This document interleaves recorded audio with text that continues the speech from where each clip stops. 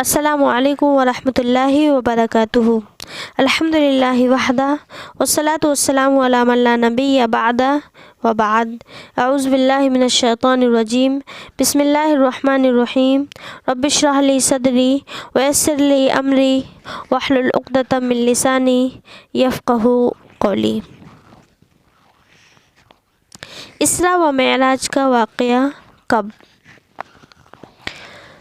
رسول اللہ صلی اللہ علیہ وسلم کو پے در پہ صدمات پہنچے۔ پہلے آپ کے چچا فوت ہوئے جو آپ کی حفاظت میں ہر وقت تیار رہتے۔ پھر آپ کی باوفا اور آپ کے غم سننے والی بیوی فوت ہو گئیں۔ پھر مکہ اور طائف کے لوگوں نے آپ سے بدسلوکی کی انتہا کی۔ بس اللہ تعالیٰ نے آپ کے دل کو اطمینان دینے کے لیے اور آپ کی عزت افزائی کے لیے یہ معجزہ صادر فرمایا۔ اور اسی بیچ شوال سن 11 نبوت میں رسول اللہ صلی اللہ علیہ وسلم نے عائشہ رضی اللہ تعالیٰ عنہ سے نکاح بھی فرمایا۔ اس وقت ان کی عمر 6 برس تھی۔ پھر ہجرت کے پہلے سال شوال ہی کے مہینے میں مدینہ کے اندر ان کی رخصتی ہوئی اور اس وقت عائشہ رضی اللہ تعالیٰ عنہ کی عمر 9 برس تھی۔ یہ بات ہے کہ یہ واقعہ 10 نبوت کے بعد کا ہے، لیکن اس کی تاریخ میں کافی اختلاف ہے۔ سال کے بارے میں موسیٰ بن عقبہ نے زہری اور عروہ رضی اللہ تعالیٰ عنہ سے روایت نقل کی ہے کہ بیت المقدس تک اسراء ہجرت مدینہ سے 1 سال قبل ہوا۔ یہ بات واللہ اعلم بالصواب۔ یہ بات شک و شبہ سے بالا ہے کہ اسراء و معراج قرآن سے بھی ثابت ہے اور سنت سے بھی۔ قرآن کریم نے اسراء و معراج کی طرف 2 صورتوں یعنی سورہ بنی اسرائیل اور سورہ نجم میں اشارہ کیا ہے۔ سورہ بنی اسرائیل میں یہ واقعہ اور اس کی حکمت بیان کی گئی ہے۔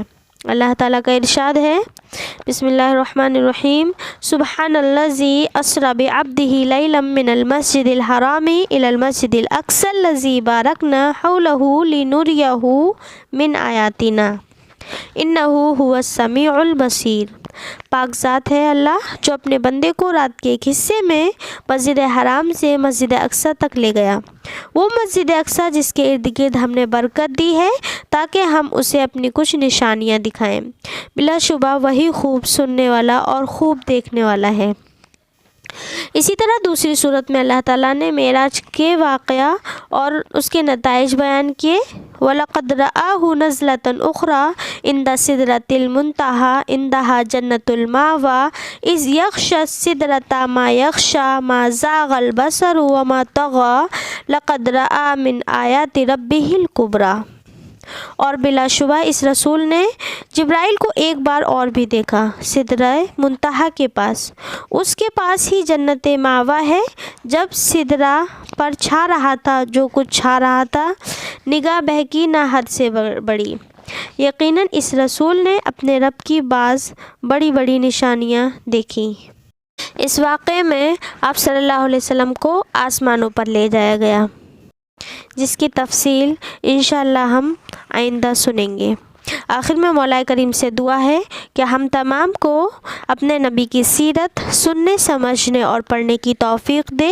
مولا کریم زیادہ سے زیادہ عمل صالح کی توفیق دے۔